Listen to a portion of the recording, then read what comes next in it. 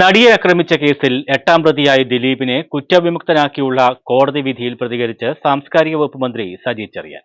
സർക്കാർ അന്നും ഇന്നും എന്നും അതിജീവിതയ്ക്കൊപ്പമാണെന്നും വിധി വിശദമായി പഠിച്ച ശേഷം തുടർ നടപടി തീരുമാനിക്കുമെന്നും മന്ത്രി വ്യക്തമാക്കി. നടിയെ ആക്രമിച്ച കേസിൽ കോടതി നിരീക്ഷണം നടത്തി വിധി പറഞ്ഞിരിക്കുകയാണ്. കണ്ടെത്തിയിട്ടുള്ള നിഗമനങ്ങളും കോടതിയുടെ നിരീക്ഷണങ്ങളും പഠിച്ച ശേഷമേ അഭിപ്രായം പറയാനാകൂ. സർക്കാർ അന്നും ഇന്നും എന്നും അതിജീവിതയ്ക്കൊപ്പമാണെന്നും മന്ത്രി സജി ചെറിയാൻ പറഞ്ഞു. എന്നും അതിജീവിതയോടൊപ്പമാണ് സർക്കാർ. ആര് കുറ്റം ചെയ്താലും അത് എത്ര ഉന്നതനാണെങ്കിലും, പ്രത്യേകിച്ച് കേരളത്തിന്റെ മുഖ്യമന്ത്രി വളരെ വ്യക്തമായി തന്നെ പറഞ്ഞിട്ടുണ്ട്,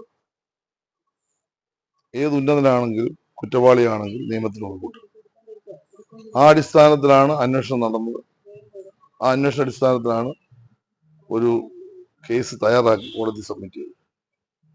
വർഷങ്ങളോളം നീണ്ടുനിന്ന വിസ്താരവും വിചാരണയുമാണ് നടന്നത്.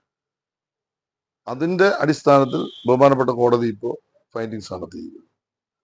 ഇത്തരം കാര്യങ്ങളിൽ കർശനമായ നിലപാടാണ് സർക്കാർ സ്വീകരിച്ചിട്ടുള്ളത്. കോടതി വിധി പരിശോധിച്ച് സർക്കാർ കൂടിയാലോചിച്ച് തുടർ നടപടി സ്വീകരിക്കുമെന്നും മന്ത്രി പറഞ്ഞു. ഇത്തരമൊരു വിഷയം ആദ്യമുണ്ടായപ്പോൾ തന്നെ എത്ര ഉന്നതനായാലും നിയമത്തിന്റെ മുന്നിൽ എല്ലാവരും ഒരുപോലെയാണെന്ന നിലപാടാണ് സർക്കാരിന് ഉണ്ടായിരുന്നത്. അതിജീവിതയ്ക്കൊപ്പമാണ് എന്ന് വ്യക്തമാക്കിയ സർക്കാർ ഒരു സിനിമാ നയം തന്നെ രൂപീകരിക്കുവാനുള്ള സാഹചര്യം വരെ ഉണ്ടാക്കി. സർക്കാരിന്റെ നിലപാടിൽ നിന്ന് പിന്നോട്ടു പോകില്ല. ഇത്തരം സംഭവങ്ങളിൽ അതിജീവിതയ്ക്കൊപ്പമായിരിക്കും സർക്കാർ. 6 പേർ കുറ്റക്കാരാണെന്ന് കോടതി കണ്ടെത്തിയിട്ടുണ്ട്. അവർക്കെതിരായ കോടതിയുടെ നിരീക്ഷണമടക്കം അറിയേണ്ടതുണ്ടെന്നും സജി ചെറിയാൻ പറഞ്ഞു. News bureau, Chengannur.